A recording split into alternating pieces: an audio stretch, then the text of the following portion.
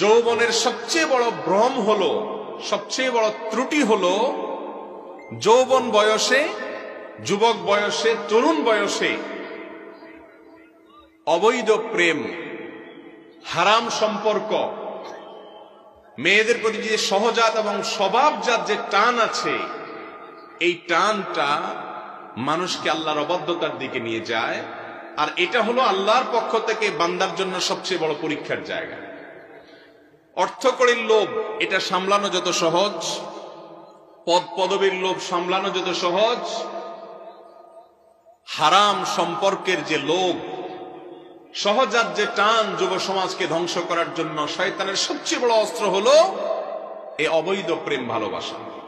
এর চাইতে বড় অস্ত্র আর যুব সমাজের জন্য অন্তত শয়তানের তরফ থেকে আর নাই। ভাইরা আমার, এই জন্য হারাম সম্পর্কের বিরুদ্ধে যুবকদেরকে অবস্থান নিতে হবে যে আমার জীবন চলে যাবে, কিন্তু আমি অবৈধতার পথে এক কদমও পা বাড়াবো না। আল্লাহ তাআলা আমাদের যুবকদেরকে হেফাজত করুন। ও যুবক, হারামের হাতছানি তোমাকে ডাকছে, শয়তান তোমার জন্য পসরা সাজিয়েছে। মনে রাখবে, বিয়ের আগে যারা অবৈধ প্রেম ভালোবাসার ভাবালুতায় গা ডুবায়, বিবাহ পরবর্তী পবিত্র জীবনের আসল আনন্দ স্বাদ থেকে আল্লাহ তাদেরকে বঞ্চিত করে দেন। এই জন্য বিবাহ বহির্ভূত অবৈধ প্রেম ভালোবাসার বিরুদ্ধে আপনাকে দাঁড়াতে হবে। সমাজের সমস্ত যুবক যদি নষ্ট হয়ে যায়, আমাদেরকে দাঁড়াতে হবে, স্রোতের বিপরীতে চলা শিখতে হবে। আমরা গল্প শোনাবো কাছে আসার, সেই গল্প হবে আল্লাহর কাছে আসার। আমি মাদক ছেড়ে দিয়েছি, আমি মাস্তানি ছেড়ে দিয়েছি, আমি হারাম সম্পর্ককে ছিন্ন করে ফেলেছি আল্লাহর কাছে আসবার জন্য। ঠিক আছে না ইনশাআল্লাহ? এরকম গল্প তৈরি করা যাবে তো ইনশাআল্লাহ? আমরাও গল্প শোনাতে চাই, আমাদের যুবকদেরকে উৎসাহিত করব, ভাই তোমরাও গল্প শোনাও, শয়তানের দোসরদেরকে জানিয়ে দাও আমরা শয়তানের কাছে আসার নয়, রহমানের কাছে যাওয়ার গল্প শোনাবো ইনশাআল্লাহ। যে যুবক ধূমপান করতেন, ধূমপান ছেড়ে দিয়ে আল্লাহর কাছে আসার গল্প শোনাবেন, কিভাবে ছেড়ে এসেছেন সেই গল্প শোনাবেন। যে যুবক হারাম সম্পর্ক রেখেছিলেন, সেটিকে ছিন্ন করে আল্লাহকে খুশি করে পবিত্র সম্পর্কের জন্য প্রস্তুত হবেন। ঠিক আছে না ইনশাআল্লাহ? আল্লাহ তাআলা আমাদেরকে তৌফিক দান করুন। ভাইরা আমার, মুসলমান যুবকদের যে চেতনা, ঈমানের চেতনা, তাওহীদের চেতনা, তাকওয়ার চেতনা, যেটি ছিল আব্দুল্লাহ ইবনে ওমরের মধ্যে, যেটি ছিল আব্দুল্লাহ ইবনে আব্বাসের মধ্যে, যেটি ছিল বেলালের মধ্যে, যেটি ছিল সুহাইবের মধ্যে, যেটি ছিল আম্মারের মধ্যে, যেটি ছিল অন্যান্য যুবক সাহাবায়ে কেরাম রিদওয়ানুল্লাহি তাআলা আলাইহিম আজমাইনের মধ্যে, সেই চেতনা আজ আমার যুবকদের মধ্যে যেন না থাকতে পারে। তাদের চেতনা যাতে ভোতা হয়ে যায়, তাদের ধার যেন শেষ হয়ে যায়, সেজন্য নাস্তিক্যবাদী অপশক্তিগুলো আমাদের যুবকদের ঈমানকে ধ্বংস করবার জন্য এই অবৈধ প্রেম ভালোবাসার ভাবালুতা সারাক্ষণ টেলিভিশনে, নাটকে, সিনেমাতে, নোবেলে, উপন্যাসে বিভিন্ন ভাবে তারা প্ররোচিত করে।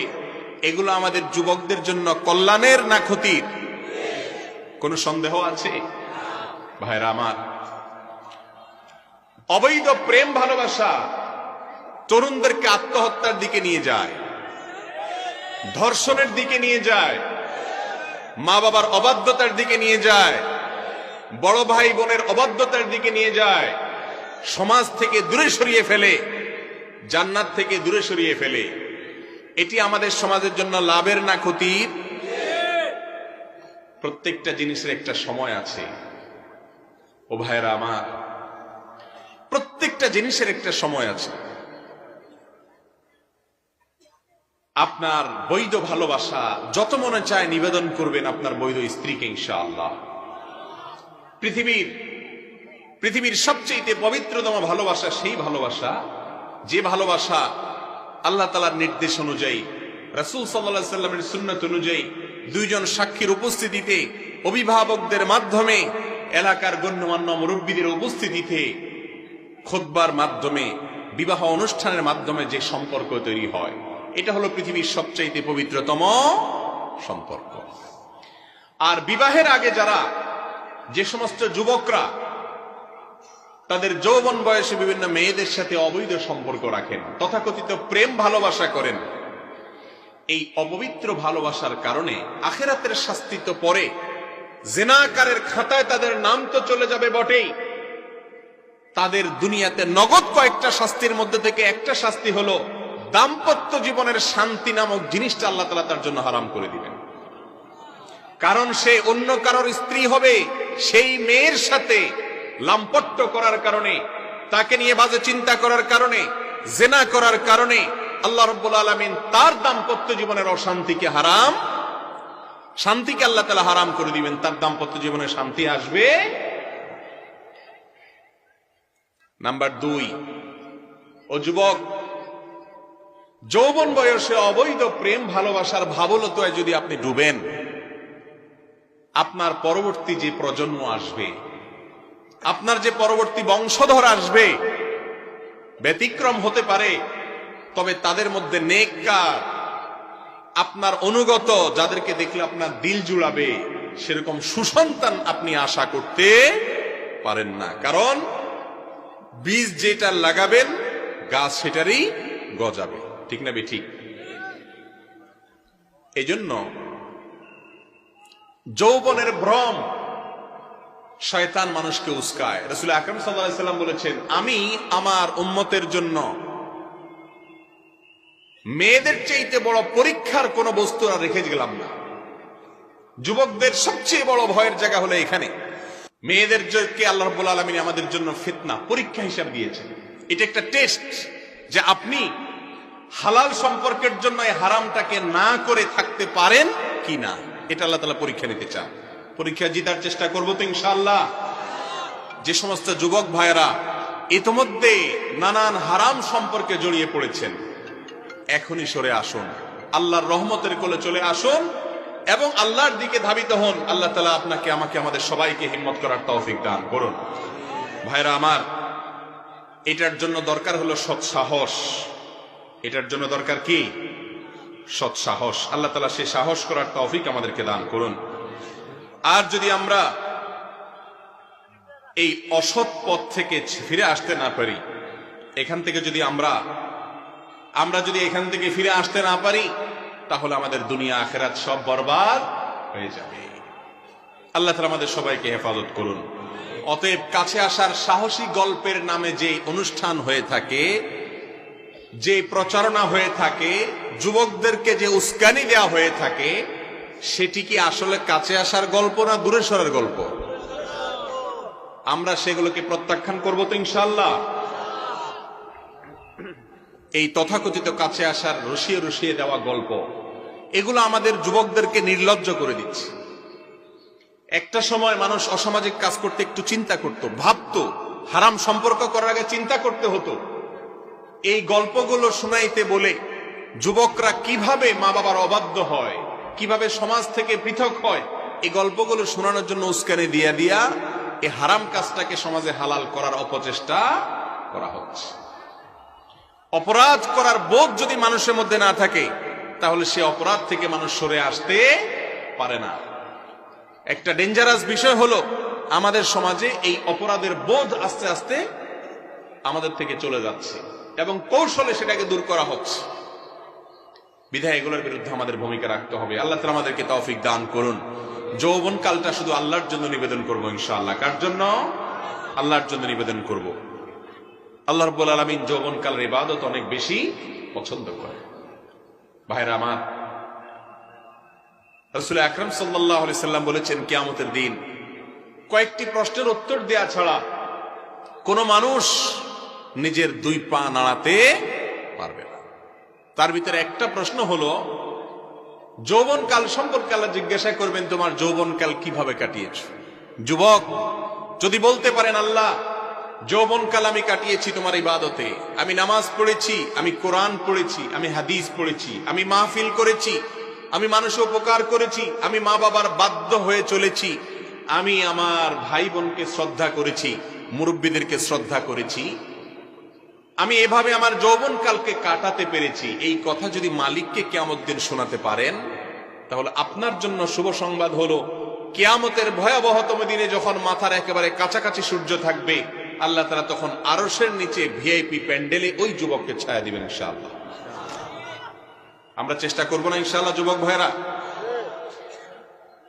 ভালো করে শুনে রাখেন, আজ যুব সমাজ উচ্ছন্নে চলে যাচ্ছে। একদিকে যেমন অনেক যুবকরা ওয়াজ মাহফিলের অ্যারেঞ্জ করছেন, সামাজিক কার্যক্রম পরিচালনা করছেন, এদেশের মানুষের কল্যাণে কাজ করছেন, অপর দিক থেকে অনেক যুবক ভাইদেরকে দেখা যায় তারা উচ্ছন্নে চলে যাচ্ছেন, তারা সুপথ থেকে সরে যাচ্ছেন, বিভ্রান্ত হয়ে যাচ্ছেন, মুরব্বীদেরকে শ্রদ্ধা করা এখন শিখে না। রাসূল আকরাম সাল্লাল্লাহু আলাইহি ওয়াসাল্লাম বলেছেন, ওই ব্যক্তি আমার উম্মত হতে পারে না যে ব্যক্তি মুরব্বীদেরকে, সিনিয়রদেরকে, বয়সে বড়দেরকে সম্মান করে না। ও যুবক,